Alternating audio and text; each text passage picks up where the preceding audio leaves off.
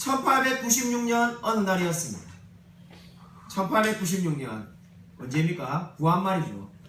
1896년 어느 날 훗날 1907년 평양 대부흥의 주역이 된 길선주 목사님은 그날 친구와 크게 옥신각신 말다툼을 하고 있었습니다. 친구 김종섭이가 예수를 믿으라고 보냈기 때문입니다. 불과 10년 뒤에 평양 대부흥의 주역이 될 길선주 목사님은 1896년까지 아직 예수님을 만나지 못한 상태였습니다. 길선주 목사님이 김종섭 친구에게 화를 낸 이유는 너무나 당연했습니다. 아니 얼마 전까지 나에게 선도를 믿으라고 권해서 내가 선도를 믿었는데 왜 갑자기 이제 생뚱맞게 예수를 믿어야 된다고 권하느냐. 도대체 너는 선도를 믿게 하고 싶은 거니 예수를 믿게 하고 싶은 거니. 당연히 김종섭이가 예수를 믿게 하고 싶다고 매달립니다. 근데 길선주는 당시에 길선주는 도무지 뭐가 선도랑 예수랑 차이가 있는지 모르겠다고 말하며 거부합니다. 아무리 김종섭이 계속해서 길선주를 전도하려고 해도 전도가 안 되자 이 김종섭 씨가 결국 포기하고 철로 역정을 한 건 주고 맙니다. 친구인 우리 길선주 목사님도 그냥 그 철로 역정을 주니까는 그냥 받고 집으로 돌아옵니다. 집에 돌아와서 며칠 동안 철로 역정을 읽기 시작하는데 눈물이 하염없이 흘러내리기 시작합니다. 예수가 누구인지 알게 해달라고 철로 역정을 읽으면서 길선주 목사님이 소리 지릅니다. 그때 길선주 목사님이 훗날 간증하듯이 온 방이 울리며 마치 천둥과 번개가 치듯이 울렸다라고 고백합니다. 그리고 길선주 목사님이 머리를 땅에 박으면서 주님 제가 죄인입니다. 저를 용서해 주셔서. 그러고는 그 길선주 목사님이 바로 하나님을 영접하게 되었습니다. 그리고 이분이 1907년 평양 대부흥을 일으킨 주역이 되었습니다. 여러분 이 이야기가 뭘 보여줍니까? 너무나 은혜스럽고 감동적인 이야기인데 저는 이 이야기를 들을 때마다 두 가지를 놀랍니다. 평양 대부흥의 주역이 불과 예수를 믿은 지 10년도 되지 않는 사람이었다는 데서 우리가 주목해 봐야 되지 않겠습니까? 예수를 믿은 지 10년도 안 된 사람이 평양 대부흥의 주역이 되었습니다. 두 번째로 제가 이 이야기를 들을 때마다 늘 주목해 보는 것은 그가 철로 역정을 읽다가 하나님을 만났다는 데 있습니다. 우리 염려하지 않으셔도 됩니다. 우리 넘치는 교회 조만간에 우리 추천 도서로 철로 역정을 읽고 토론한 날이 있을 것입니다. 철로 역정을 읽고 예수를 믿는 사람이 너무나 많이 있습니다. 바로 길선주 목사님도 그러하였습니다. 여러분 길선주 목사님처럼 자신이 진정으로 죄인이며 하나님만이 나의 구세주라고 믿고 있습니다. 그렇게 믿는 사람들을 하나님께서 의롭다고 선언해 주신 것, 죄인인 우리에게 의롭다고 선언해 주신 것을 칭의라고 말합니다. 오늘 설교 제목이 어떤 분들에게 굉장히 어렵게 들릴 수 있는데 칭의가 뭔가? 죄인을 의라고 말하는 것이 칭의가 되겠습니다. 바로 그 칭의가 주는 세 가지 축복을 오늘 로마서 5장 1절과 2절은 말을 하고 있습니다. 여러분 오늘 로마서 5장을 보시면은 그러므로라는 말로 시작하고 있습니다. 그러므로는 뭐에 대한 그러므로입니까? 로마서 4장에서 아브라함이 믿음으로 구원을 얻었다고 말하는데 그렇다면 그러므로 이제 믿음으로 구원을 얻었다면 그 다음은 무엇이냐고 말을 하는 것이 바로 로마서 5장이 되겠습니다. 저와 여러분이 믿음으로 구원을 얻었다면 그 다음이 있어야 되지 않겠습니까? 우리가 흔히 말하면 예수 믿고 천당 간다고 말하는데 예수 믿고 천국 가는 것 다음은 뭐냐는 겁니다. 그 다음이 바로 5장에서 말하는 그러므로로 시작하고 있습니다. 저는 이것을 칭의가 가져온 세 가지 축복이라는 것으로 말씀을 오늘 전해드리고자 합니다. 자, 이 칭의가 가져온 축복에 대해서 생각할 때마다 늘 떠오르는 사람이 있습니다. 예전에 함께 사역하던 한 집사님과 이야기를 할 때 그 집사님이 제게 이렇게 말하였습니다. 목사님, 예수 믿는 것은 마치 공짜 경품을 받는 것과 마찬가지인 것 같습니다. 무슨 말인지 이해하셨습니까? 아마 이해하신 분이 없을 거예요. 저도 처음에 들을 때 무슨 말인지 몰라가지고 네? 이래가지고 제가 반문하였습니다. 예수 믿는 게 공짜 경품하고 같다는 게 무슨 말입니까? 그 당시 제가 생각할 때 이렇게 생각했습니다. 아, 은혜를 공짜로 받으니까 공짜 경품과 같다는 거예요. 그러나 그보다 더 부정적인 의미였어요. 그 집사님이 뭐라고 말하냐면은 공짜 경품을 받을 땐 처음엔 좋은데 제가 이제 공짜 경품을 당첨되어 보니까 당첨되고 나면 어땠습니까? 제세 공과금이라고 해가지고 한 30-40% 이렇게 뗍니다. 그리고 택배비를 또 내야 됩니다. 그리고 또 생각해보면 어떻습니까? 자기가 그 공짜 상품을 얻기 위하여 뭐 엽서를 보냈든지 편지를 썼든지 전화를 걸었든지 애를 썼으니까 공짜를 타지 않았겠습니까? 그거를 다 제하고 남아 보면은 뭐 그냥 물건 사는 거나 큰 차이가 없다는 겁니다. 뭐 한 번 이렇게 이벤트에 걸어가지고 이벤트가 당첨됐겠습니다. 10번 20번 해가지고 당첨됐을 건데 그런 거 다 따져보니까 그 집사님 하는 말이 공짜 경품이나 물건 돈 주고 사는 거나 그게 그거랍니다. 그거하고 예수 믿는 거하고 뭐가 관계 있냐고 물으니까 예수 믿는 것도 마찬가지랍니다. 처음에 예수 믿을 때는 예수 믿으면 천국 간다 해가지고 좋다고 믿었는데 믿고 나서 보니까 성가대 해라, 주일학교 교사해라, 설거지 해라, 평일날도 나오라, 뭐 해야 될 게 이렇게 많은지 좋은 거는 하나도 없고 의무감만 많다는 겁니다. 그래서 그분이 하는 말이 예수 믿는 것은 지옥에 안 간다는 것 외에 좋은 것이 아무것도 없기 때문에 공짜 경품하고 마찬가지라는 겁니다. 여러분 혹시 공감하시는 분 있습니까? 왜 많은 사람들이 이런 이야기를 할까요? 실제로 이와 비슷한 이야기하는 수많은 그리스도인이 있습니다. 제가 만나보았던 수많은 그리스도인들이 굉장히 냉랭하게 그리고 냉소적으로 신앙생활합니다. 왜 그럴까요? 분명히 그들이 그리스도를 만났습니다. 제가 보기에도 분명히 그들은 그리스도인입니다. 근데 굉장히 신앙이 냉랭하고 기쁨이 없습니다. 혹시 이 자리에도 그런 분 계시지 않습니까? 수많은 사람들이 그렇게 신앙생활합니다. 왜 그럴까요? 그 이유는 오늘 이 칭의가 가져다주는 세 가지 축복을 알지 못하기 때문입니다. 오늘 칭의가 가져온 세 가지 축복의 첫 번째가 무엇입니까? 오늘 첫 번째는 하나님과 화평을 누리자라고 되어 있습니다.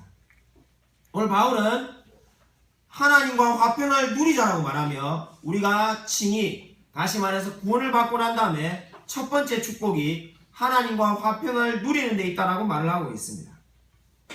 근데 안타깝게도 이 개혁성경 번역은 그다지 좋지 않습니다. 우리가 오해하기 쉽게 되어 있는데 하나님과 화평을 누리자라고 말하면 어떤 생각이 듭니까? 화평을 제가 지금 누리고 있지 못한데 화평을 누려야 되겠다, 이런 의미가 됩니다.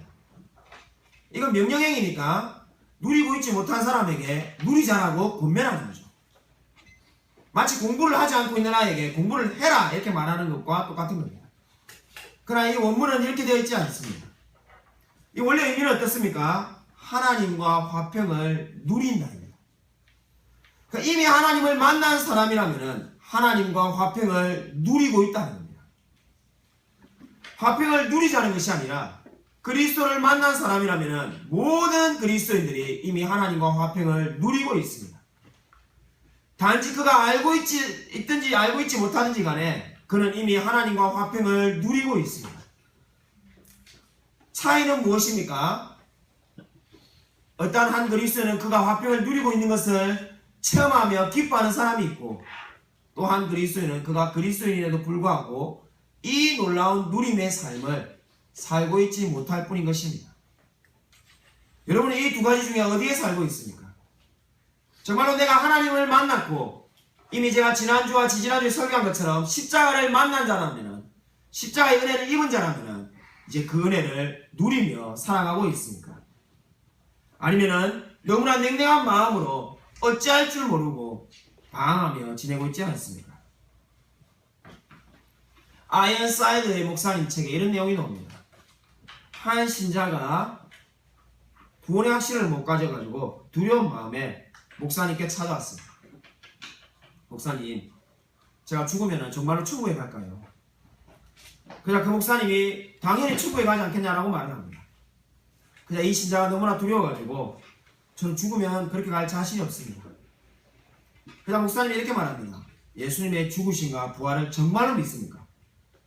그래서 이 신자가 당연하다는 듯이 제가 그걸 왜 안 믿겠습니까? 정말로 믿습니다. 근데 왜 두려워하십니까? 그런데도 두려운 걸 어찌합니까? 제가 두려우니까 두렵다고 말을 하지 제가 두렵지 않은데 왜 찾아왔겠습니까? 그래서 목사님 다시 묻습니다. 정말로 십자가의 은혜를 입었습니다.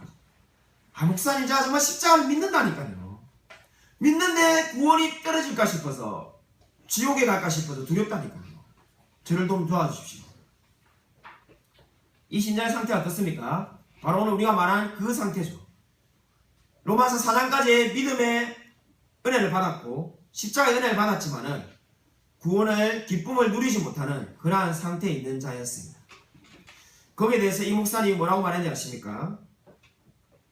우리 교회 뒤편에 보면은 호수가 있습니다. 예, 알고 있습니다.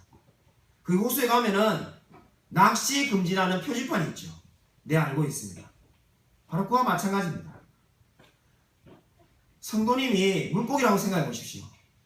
하나님이 고기를 얼마든지 마음대로 잡을 수 있는 그 저수지에 살고 있던 당신을 끄집어내어 가지고 절대로 낚시할 수 없는 저수지에 놓고는 낚시 금지라고 표지판을 세워놓은 겁니다. 그리고 그 누구도 이제 당신을 다시금 옛날 살던 저수지로 옮겨갈 수 없게끔 만들어 놓으셨습니다. 이것이 바로 당신이 받은 은혜입니다. 여러분 이 이야기를 이해하였습니까? 저와 여러분도 똑같은 은혜를 받은 자입니다. 우리는 죄와 사망이라는 늪에서 살고 있었습니다. 언제 지옥에 갈 수밖에 없는지 모르는 두려움에 떨고 있을 수밖에 없었습니다. 그러한 사람을 예수 그리스도께서 십자가에 죽으심으로써 어떻게 하신 겁니까? 의의 나라에, 하나님의 나라에 옮겨 놓으셨습니다. 그리고 그 앞에 뭐라고 써놓은 겁니까? 낚시 금지. 다시는 사탄이 우리를 데리고 갈 수 없다라고 선언해 놓았습니다. 한 번 구원받은 자는 결코 취소되지 않는다라고 선언해 놓았습니다. 그것이 바로 저와 여러분이 누리는 은혜입니다. 바로 지금 바울은 뭘 누리자는 겁니까? 하나님과 화평을 누리자. 화평을 누린다. 이미 누리고 있다는 겁니다. 저와 여러분은 구원이 취소되지 않는 그 놀라운 은혜를 이미 누리고 있습니다.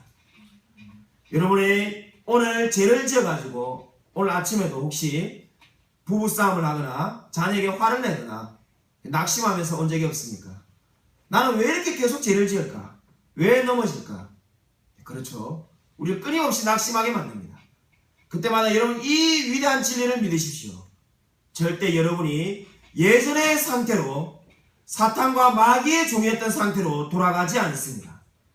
이것이 바로 저와 여러분이 받은 은혜입니다. 여러분이 정말로 십자가를 믿었다면, 십자가의 은혜를 받았다면 다시도 예전의 상태로 돌아갈 수가 없습니다. 여러분 칭의가 가져온 두 번째 축복이 무엇입니까? 두 번째 축복은 바로 오늘 2절에 보시면은 이 놀라운 은혜에 들어감을 얻었으며 라고 말을 하고 있습니다.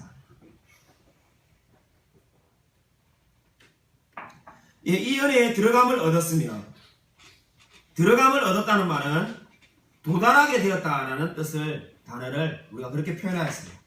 어디에 이렇게 도달하게 되었다는 겁니다. 무슨 말입니까? 한마디로 말해서 우리가 천국에 마치 들어와 있는 것처럼 지금 이렇게 표현하고 있습니다. 우리가 천국 시민권자로서 이제 그 은혜를 누리며 살아가라는 겁니다. 근데 우리가 실제로 느끼기는 어떻습니까? 성경은 우리가 늘 천국 시민권자라고 말을 하는데 에베소서 2장에서도 에베소서 2장 7절에 우리가 하늘에 앉아있다라고 말을 하고 있지 않습니다. 근데 실제 우리가 느끼기는 어떻습니까? 늘 죄에 대해서 넘어집니다.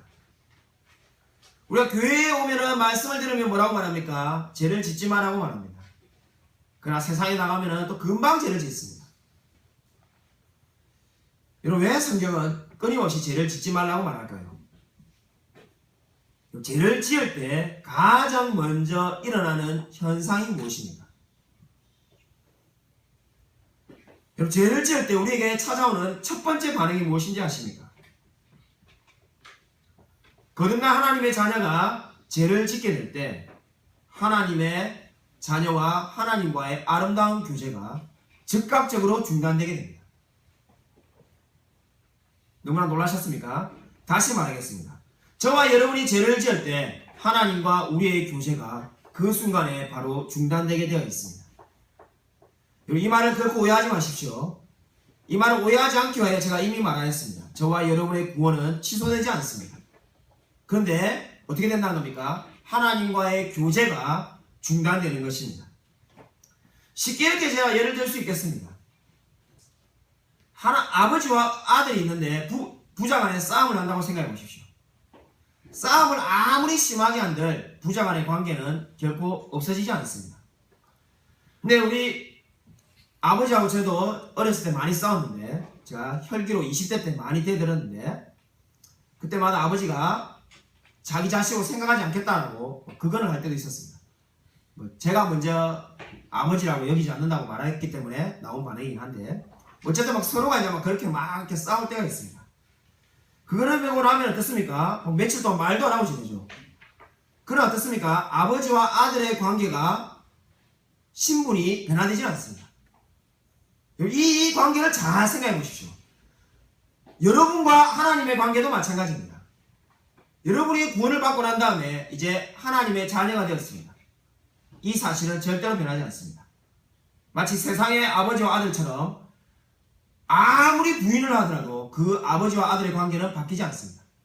그러나 뭐는 달라질 수 있습니까? 좋았던 관계가 나빠질 수 있는 거죠. 서로 싸우고 나면 어색해지지 않습니까? 우리와 하나님도 마찬가지입니다. 우리가 죄를 짓고 나면 거룩하신 하나님과의 관계가 멀어지게 됩니다. 계속해서 멀어지면 어떻습니까? 영적인 침체가 찾아오는 것입니다. 여러분, 제가 서두에서 말했던 왜 많은 신자들이 예수를 믿는데 냉랭하게 신앙생활을 할까요? 그 이유가 바로 여기에 있습니다. 왜 하나님을 처음 만났을 때는 첫사랑이 뜨거워가지고 정말로 세상을 뒤흔들 것처럼 살아가다가 5년, 10년 교회를 다니고 나면은 그냥 억지로 교회만 나오고 아무것도 하기 싫은 그러한 사람을 우리가 쉽게 많이 보지 않습니까? 교회 봉사도 하기 싫고 마음에 기쁨도 없고 냉랭한 마음으로 살아가는 수많은 그리스도인들이 있습니다. 그 이유가 바로 어디에 있습니까? 거룩을 추구하지 않았기 때문입니다. 죄를 멀리하지 않으면은 처음에 만났던 그 구원의 하나님과의 기쁨이 다 사라집니다. 사라지고 나면 어떻습니까? 구원은 취소되지 않지만은 영적인 상태는 마치 믿지 않는 자와 비슷한 그러한 상태에 놓이게 됩니다. 그렇기 때문에 어떻게 됩니까? 너무나 심각한 영적인 침체에 당하게 되는 것입니다. 그것이 바로 많은 그리스도인들이 좌절하며 낭망하는 이유입니다. 여러분, 그러므로 거룩을 추구하며 살아가십시오. 여러분, 위대한 청교도 존 오웬은 이렇게 말하였습니다. 신자가 죄를 지을 때 그것은 하나님을 버리는 행동이다. 바로 오늘 제가 죄를 짓자마자 하나님과의 관계가 끊어진다고 말하였는데 똑같은 말입니다. 존 오웬의 이 말을 기억하십시오. 신자가 죄를 짓는 것은 하나님을 버리는 행위이다. 여러분, 그러면 우리가 어떻게 하면 이 하나님과의 관계가 회복될 수 있습니까? 한 가지 방법밖에 없습니다. 회개하며 하나님께 나아가는 겁니다. 우리가 회개할 때 하나님과의 관계가 다시금 회복되게 되어 있습니다. 여러분, 우리가 수많은 사람들이 거룩을 추구하며 살아가지 않습니다. 근데 왜 거룩을 추구해야 될까요? 여러분, 저는 거룩을 추구해야 될 당위성에 대해서 이렇게 말씀드리고 싶습니다. 우리가 신앙의 선배들의 위인전기를 한번 읽어보십시오. 우리 위인전기를 읽어보면은 공통점이 한 가지가 딱 나옵니다. 그게 뭐인지 아십니까? 여러분이 존경하는 인물이 다 다를 수 있습니다. 어떤 사람은 칼빈을 좋아하고, 어떤 사람은 루터를 좋아하고, 어떤 사람은 위대한 선교사 헨리 마틴이나 허디슨 테일러나 수많은 사람이 좋아할 수 있습니다. 누구를 읽어도 상관없습니다. 제 말이 의심스러운 사람은 오늘 집에 당장 가서 위인전기 집에 있는 것을 하나 읽어보십시오. 신앙의 위대한 인물의 공통적인 특징이 무엇인지 아십니까? 제가 수십 명, 수백 명의 위인전기를 읽어보고 내린 결론입니다. 모든 위대한 신앙의 선배의 공통점은 단 한 가지입니다. 거룩해지는데 시간을 들였다는 것입니다. 그들이 하나님을 닮아가고 거룩해지는데 자신의 시간을 들였습니다. 그것이 바로 그들이 위대한 하나님의 사람이 된 것입니다. 이것을 기억하십시오. 왜 같은 하나님을 믿는데 어떤 사람은 위대한 사람이고 어떤 사람은 늘 냉랭하며 불평하며 원망하며 낭망하는 데 시간을 사용하는가? 거룩해지는 데 시간을 들이지 않아서 그렇습니다. 정답은 너무나 간단합니다. 여러분, 거룩을 위하여 얼마나 시간을 들이고 있습니까? 여러분, 벌써 2016년이 3월이 되었습니다. 여러분, 지금 얼마나 여러분 성경을 읽는 데 시간을 사용하고 있습니까? 기도하는 데 시간을 사용하고 있습니까? 기도하며 성경 읽는 데 시간을 사용하지 않으면은 작년 12월에 한 후회가 또 그대로 2016년 12월에 후회할 수 있습니다. 여러분, 돌이켜 보십시오. 작년 12월에 여러분 어떠한 후회를 하였습니까? 내가 좀 더 열심히 하나님께 나의 삶을 드릴 걸, 내가 좀 더 성경 말씀을 읽을 걸, 그렇게 후회하지 않았습니까? 여러분, 올해 좀 더 하나님께 시간을 드리지 않는다면은 이 짧은 세월 가운데 12월에 여러분 똑같은 후회를 또 하게 될 것입니다. 내가 2016년을 좀 더 하나님께 드릴 걸, 내가 좀 더 성경 말씀을 많이 읽을 걸, 그러한 후회를 할 수밖에 없습니다. 이러한 후회를 하지 않는 유일한 방법이 무엇입니까? 지금 오늘 이 순간에 거룩을 위하여 시간을 들이십시오. 여러분, 멀리 뭔가를 하려고 생각하지 말고 오늘 이 순간 내가 당장 결심을 하십시오. 만약에 성경을 한 장도 안 읽는 사람이라면 부끄러워할 필요가 없습니다. 오늘부터 당장 성경을 최소한 한 장 이상 읽으십시오. 이미 성경을 10장, 20장 읽는 사람이라면 그것을 더 많이 읽을 수 있도록 최대치로 여러분이 노력해 보십시오. 거룩을 위하여 시간을 드릴 때 여러분이 거룩한 사람으로 변화되게 될 것입니다. 스펄전 목사님이 이렇게 말하였습니다. 기도와 묵상은 우리가 하는 일에 전혀 방해가 되지 않는다. 여러분, 이 말을 반드시 기억하시길 바랍니다. 기도와 묵상이 여러분의 일을 결코 방해하는 것이 아닙니다. 하루에 1시간을 기도하고 하루에 30분을 성경을 본다면 내가 해야 될 수많은 일들을 하지 못하지 않을까 염려할 수 있습니다. 그러나 그것이 아니라고 이미 스펄전 목사님이 말하였습니다. 저와 여러분이 기도와 묵상하는데 아무리 많은 시간을 들인들 여러분의 일을 결코 해내지 못하는 것이 아닙니다.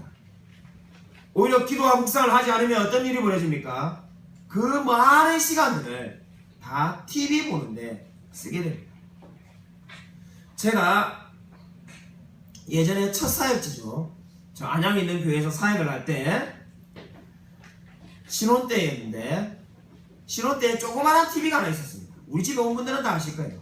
제가 자취방에서부터 가져온 TV가 제 기억이 맞다면 한 10인치짜리 TV가 있었는데 제가 결국 그 TV를 없애고 말았습니다. 왜 없애냐면은 그냥 교회 갔다 오면은 TV를 보는 거죠. TV를 봐가지고 좋아하는 프로야구 중계를 한 3시간 걸쳐서 봅니다. 끝나고 나면은 드라마를 하나 봅니다. 그러고 나면은 뉴스를 보고 나면은 뭐 TV에 정치 토론 같은 걸 봅니다. 그걸 보고 나면 영화를 봅니다. 하루에 TV 보는 시간이 기본 7시간, 8시간 뭐 이렇게 갑니다. 그리고는 뭐 월요일같이 쉬는 날에는 아침 드라마도 보는 거죠. 야, 이거를 줄이려고 얼마나 노력했습니까? 야, 이걸 줄여야 되는데 왜 이게 안 될까? 결국 결심한 것이 이거를 버리자. 자, 그래서 지금 TV를 보지 않은 지 이미 아마 대략 12년, 13년 이 정도 됩니다.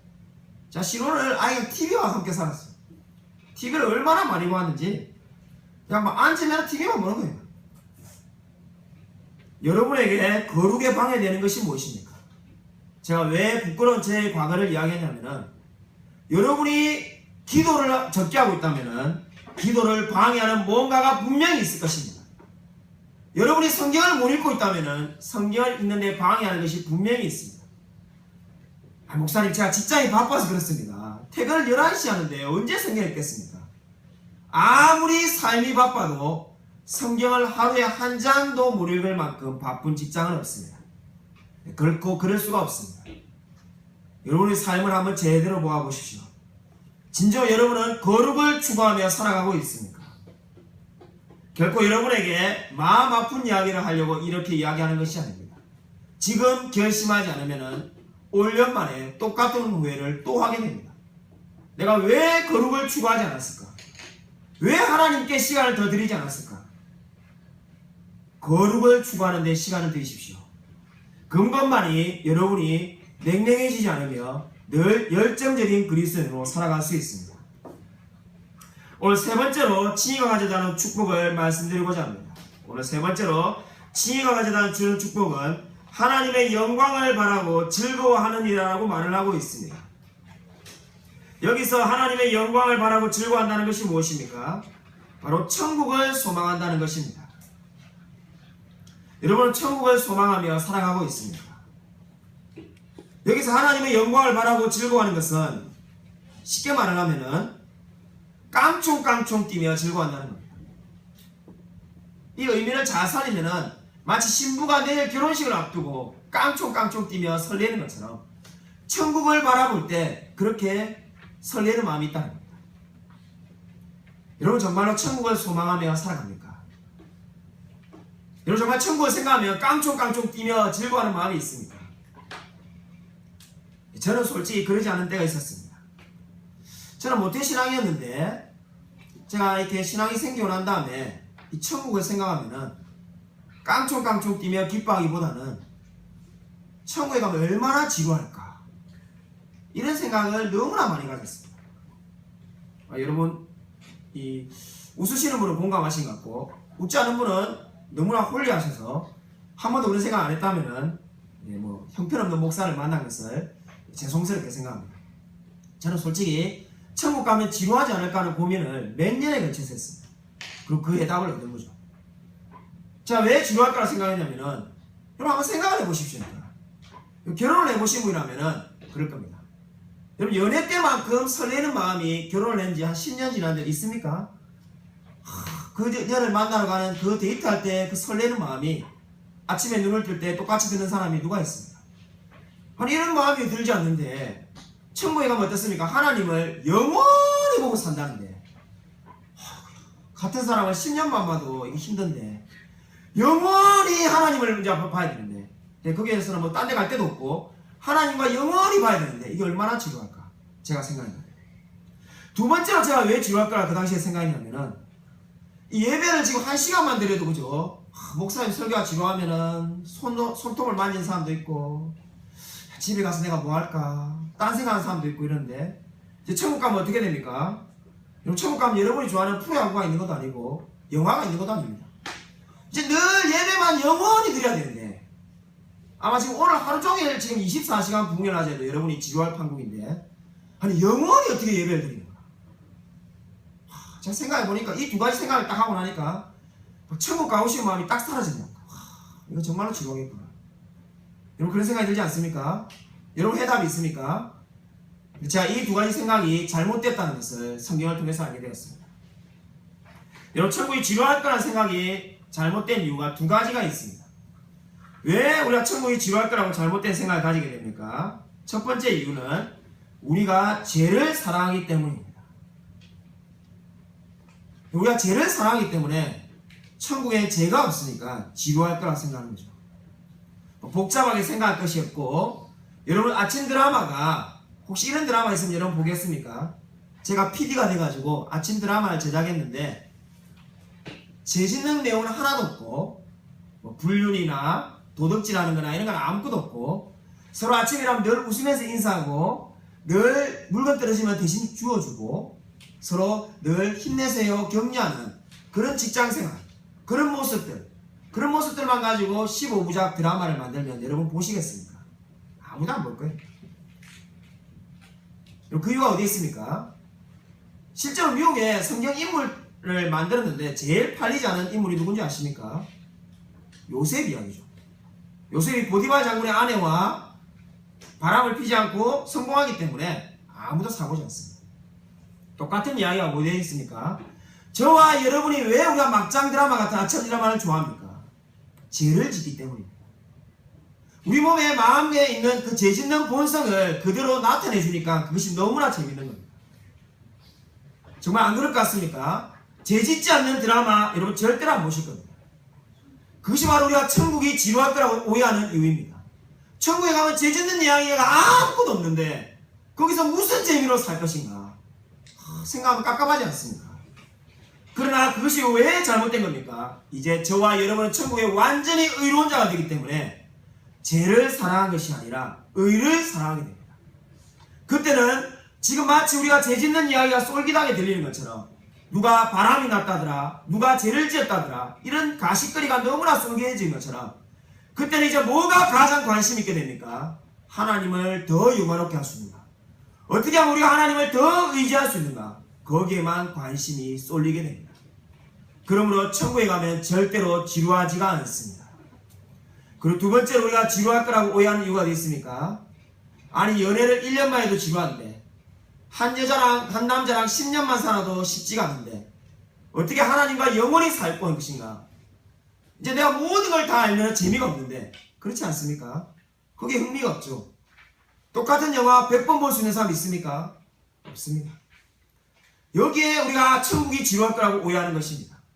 그러나 그렇지가 않습니다. 왜 그렇습니까? 하나님은 무한하신 분이기 때문입니다. 우리 지난주에 우리 학습을 받은 곽정 성도님이 잘 암송한 것처럼 하나님은 무한하신 분이기 때문에 우리가 하나님을 완전히 다 아는 순간은 결코 찾아오지 않습니다. 우리가 이 사람이 지루한 이유가 어디 있습니까? 그 사람에 대한 모든 것을 다 알게 될 때 지루하다고 생각합니다. 그 사람의 취미, 행동, 태도 다 알기 때문에 뻔하다고 생각하죠. 그러나 하나님에 대해서는 결코 그러한 날이 찾아오지 않을 것입니다. 하나님은 우리가 그 하나님을 아는 속도보다 더 빠르게 무한하게 확장되시는 분입니다. 그렇기 때문에 천국은 절대로 지루할 수가 없습니다. 사랑하는 여러분, 이 위대한 진리를 믿으시기 바랍니다.